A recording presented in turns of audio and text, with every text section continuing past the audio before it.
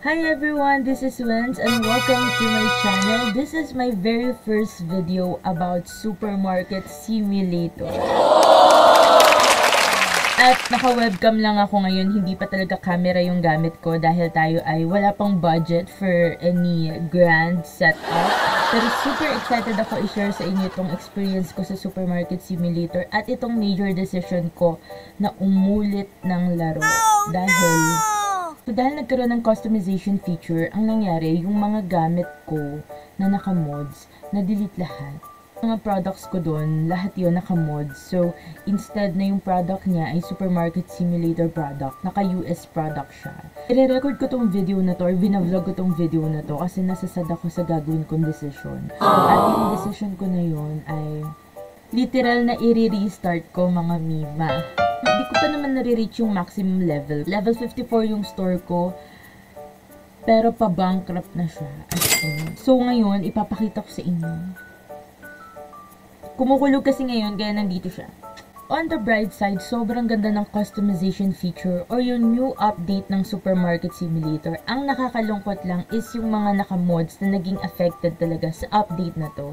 I'm gonna show you yung itsura ng current store ko ngayon at kung bakit ko naisipan na talagang mag-say goodbye na sa level 54 store ko. Pagpasensyahan niyo na ang ating setup. It's very simple, it's very chaotic, but it's cute naman, diba? It's me, my personality. Wala pa tayong ligo, at least meron tayong filterism. So let's go, let's share our screen na. Ito na nga, without further ado, no? Huwag na tayong magpatumpik-tumpik pa. This is my final decision. I will say goodbye to my store level 54 in Supermarket Simulator. And here are the reasons why. Tignan niyo yung pera ko, 663 pesos na lang. Pero bago natin pag-usapan ng pera, this is not the store interior that I want. Who the fuck is this? Sir, ba't ka naman tayo dyan? Wala na Ay, ang ganda ng face. I love the face. I love the eyes, the lashes, the lips is so... So, lahat ng mods na dinownloads ko sa laptop ko, all deleted na. Like, completely deleted na. I-mention pa natin yan, yung BPNex, plugins, downloader, lahat yan deleted na. And even dito sa storage ko, there are no products anymore. Like, asan sila napupunta? Meron na bang snatcher dito? May mga shoplifter na ba? Or di lang ako nasabihan na ako yung kauna-unahang store na magkakaroon ng shoplifter. Let's finish the day, no? Let's finish the day kasi wala na talaga akong ibebenta. Kung makikita nyo, may binabayaran pa akong loan. The bill, the rent, the loan, the staff is not giving. So, ang pera ko na lang ay $3. Kung maglo-loan pa ako, that's totally impossible at nakakasawa na rin bumili ng furniture kasi for sure, pag binuksan ko siya later on, wala na naman. Let's try ha, para makita nyo. I have $3 right now and it's really impossible na matuloy ko pa tong laro na to. It's very impossible na makontinue ko pa tong game na to. Hold on. So, for example, bank. Okay, I still have a chance to take a loan. Let's take $2,000 loan. Okay, and then I'm gonna go ahead and buy furnitures. Let's look for a very simple furniture like teka, bili tayo ng shelf. Gustong-gusto ko to eh. Bili tayo ng 4 na ganito. Tapos, bili tayo ng mini fridge. I love mini fridge. Like, so much. Sobrang aesthetic nito. Bili tayo ng 2. Tapos, bili tayo ng isang fridge. At isang freezer.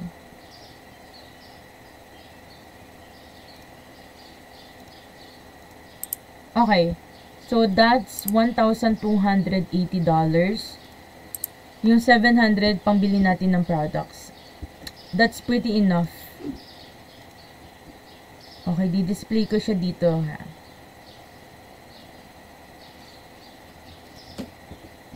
Nice. And, pag nalagyan natin ng products and everything, isa-save ko yung game progress, tapos i-reopen natin ulit. Tignan nyo, talagang nawawala siya. And it's so sad. Tulog ni alaga ko.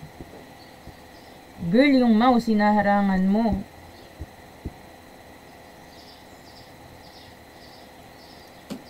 Gusto ko pa naman yung customization feature, yung bagong update. Kaya lang, ala eh.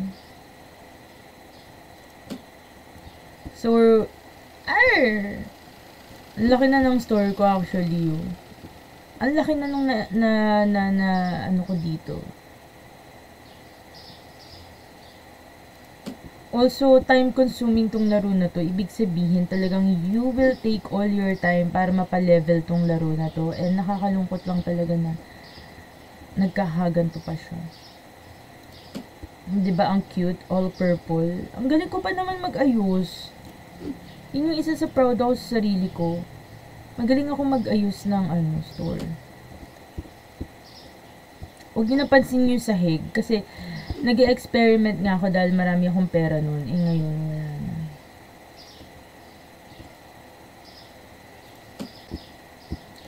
Now, let's buy products.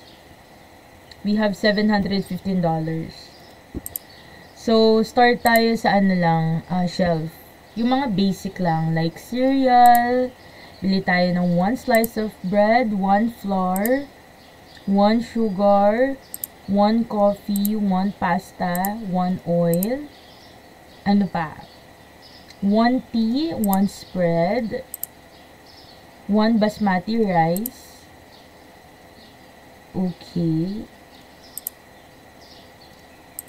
We still have $433. Punta naman tayo sa fridge. So, ano yung mga basic natin sa fridge? We can buy 1 bottle of water. We can buy 8 pack of eggs. Tapos, we can also buy, butter. Go for the butter. Tapos, we can buy, nagkukusa na yun ako. Sige, ham. We can buy ham. And soda. Asan ang ating soda? Okay, Coke na lang. Now, we can go with our fridge. Isa lang naman yung fridge natin. Ay, yung freezer pala natin. Isa lang. We can buy chicken and ice cream chocolate. See, we still have $151 left. At dahil nagkukusa na siyang ipasok ang mga to, ako na lang din maglalagay. So, unahin natin tong flour. Okay. And we have the sugar.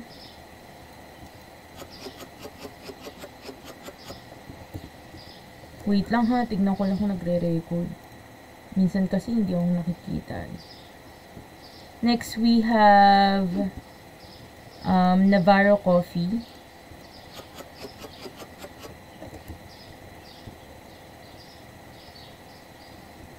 And then, bread.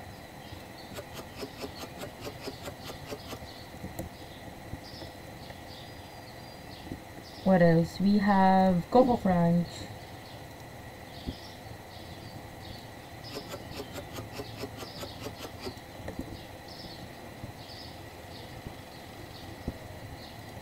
We have oil. Diba? Yung mga basic lang ba? At promise, mabilis talagang magpa-level dito. Lalo na pag alam mo na yung gameplay niya. It's super easy to play. English ka pa, magsasara ka na nga. And this is ice cream. Sa freezer yan. Kasi yung sa kabila, ilalagay natin chicken.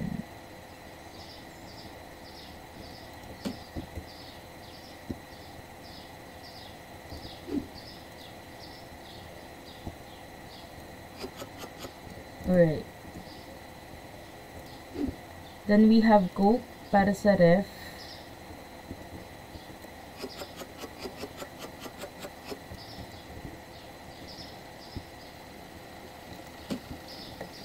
Diyan ka lang, Tuchi.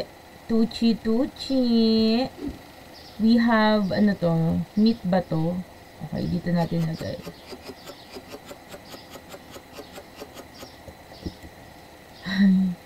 Lungkot ako. Nanginayang din ako sa level, actually level 54 na nga ako. Magle-level 55 na.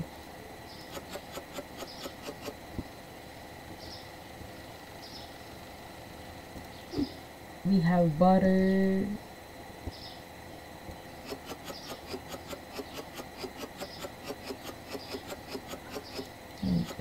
Uy, ba't ka nandyan? Love na love ko ang Supermarket Simulator. Nakakalungkot lang na uulit na naman ako. Nice! Sakto yung ano natin, guys. Sakto yung mga binili nating products. Pati yung shelf. Tama-tama lang. Panimula. Ay! Kulang ng shelf. Sobra pala ako ng ref. Okay, we still have $151. Why not max it? Kasi mawawala rin naman lahat. Like, the shelf is 85 pesos.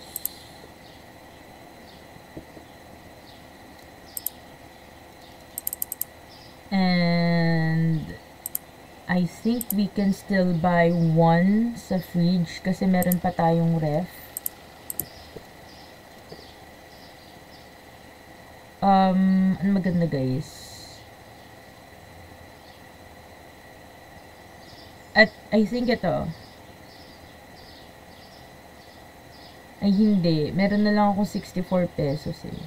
Sushi small. We can go for sushi small. Ay, hindi pala. Girl! Ah, ito. Scallop gratin. Okay. Alright. Let's go.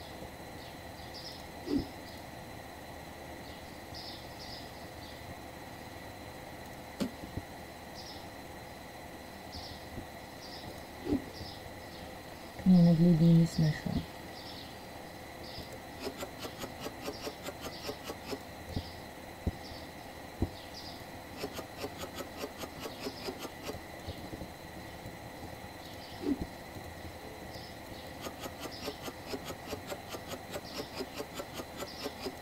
Okay, we can open our store na. Let's go. Kasi ano eh, imposibleng walang papasok ng customer eh. Meron at merong papasok ng customer. Ang cute oh. Ang galing-galing ko pa naman mag-interior design. Pero gusto ko na rin ipakita sa inyo yung proof na talagang okay, kayang makabangon and such. Pero may loan ako. Dala-dalawa na yung loan ko. So that's really impossible na. Okay, hello ma'am. Good morning naman sa'yo. Sige. Chips. Walang chips talaga.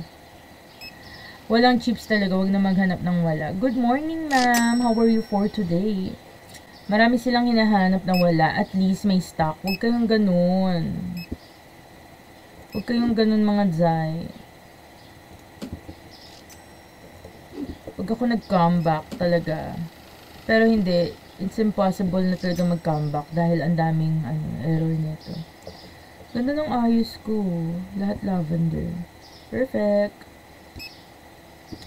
Ang goal ko kasi talaga dito, yung floor ko, I think gusto ko white lang siya or pink or violet or wooden color. Pero wala, naubusan tayo ng pera kaya ganyan ang itsura niya, 'di ba? But ideally, gusto ko wala talagang dishwasher, girl. Oh my gosh. Pwede lang bumatok ng customer. So, ayan.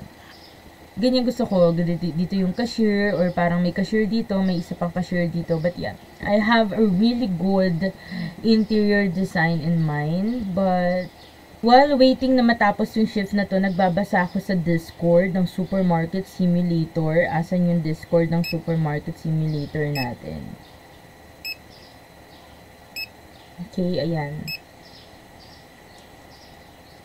Ipa-plot ko dito sa screen ang sabi niya, saving problem, sabi ni Ratman79, today 11:18 AM. As in today ha, July 7, sabi niya, so every time I'm buying furniture, freezer, refrigerator, etc., it's not saving after I exit the game and restart.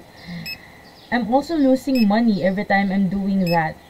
It's true, kasi nag-invest ka ng products nag-invest ka ng furnitures tapos at the end of the day, pag open mo ng store, wala na naman yung mga gamit. So, ang nangyayari, hindi bumabalik sa iyo yung pera. Talaga namang malulugi ka. I don't have any mods. Wala na rin akong mods completely. Also, I reinstalled it a few times. I don't know what to do, please. Tapos may nag-comment dito, are you indeed hitting the save button versus just one of the exit button? We're saving the game progress. Like, before mo i-exit yung laro, you're clicking save. Tsaka pa lang yung exit to desktop. So, that's super impossible.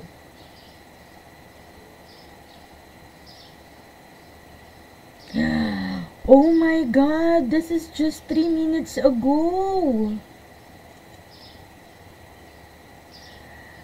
So, I think a lot of players or most of the supermarket simulators are restarting from scratch. Like, totoo ba? Nagre-restart ulit kayo ng laruan. And I'm really happy na nasa Discord ako ng supermarket simulator because I finally can say that I can relate. So, we're almost near.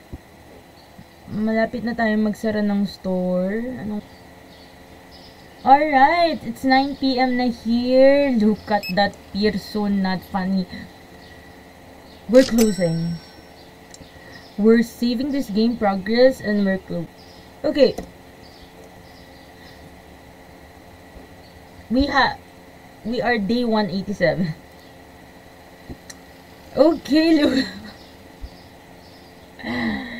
Oh my gosh, we have negative $267. Grabe naman this. Tapos, isave na natin ha. So, this is how I exit the game. I click save like 3 effing times and I quit the desktop. Now, watch. Watch now guys because I will reopen it. At tignan nyo ha, wala na namang matitira. Mawawala na naman lahat. At tignan nyo mabuti kung anong mangyayari. Tananan, tantaran, tananan, tananan, tananan, tananan.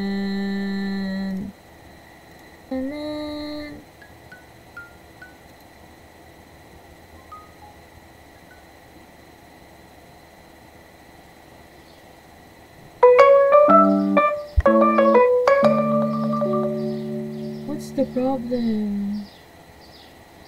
Like, dude, it literally disappeared. Nawala sila isa-isa. And my money is still the same. It's negative 267. Like, the only option for you to survive this, if ayaw mo talaga mag-restart, is ibenta lahat. Like, i-fire yung lahat. What's it?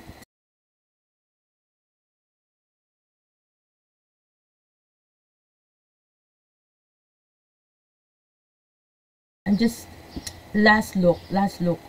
Oh my gosh, ang laki ng store ko. Ang laki talaga ng tindahan ko. When's Grocery. Oh my god, that's so witty. Okay. Goodbye, everyone. Goodbye. Goodbye to you and thanks for the service. Ang rating ko sa'yo ay 4 out of 10 kasi ang bagal mo. Thank you so much for your service as well. Ang rating ko sa'yo ay at least 6 out of 10. Yeah, masipag ka kasi pinupulot mo rin yung mga kalat ko. So, thank you. And my storage last look, it's not pretty but it's big na. So, Goodbye! Goodbye, goodbye, goodbye! I say goodbye. This is the remembrance of the game. And I'm gonna start a new game. At isasama ko kayo sa experience na yun.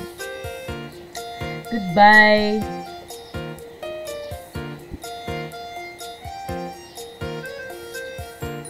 So happy with the upcoming updates, but you're on Steam and let's uninstall the game. So dahil maghihintay tayo na ma-download mo na to, I'll see you guys on my next video para sa ating bagong panimula. Wow!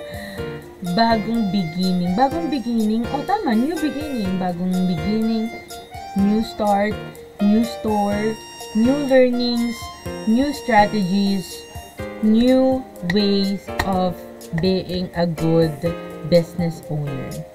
Kaya, abangan nyo yung next video ko, guys. Di ako sad. Relief na ako eh. Yun lang. Thank you, everyone.